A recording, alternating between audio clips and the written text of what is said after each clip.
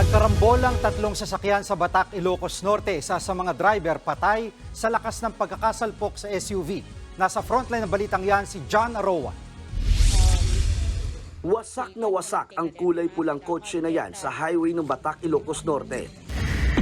Ganyan ang sinapit ng sasakyang nasangkot sa karambola. Sa kuha ng CCTV, makikita ang biglang pagsalpok ng pulang kotse sa isang SUV. Sa lakas niyan, nahagip nito ang isa pang SUV. Nagkandayo-piyupi ang ilang bahagi ng mga sasakyan. Ayon sa mga otoridad, unang umagaw ng linya ang kotse, kaya sumalpok sa kasalubong nitong SUV. Nasawi naman ang driver ng pulang kotse.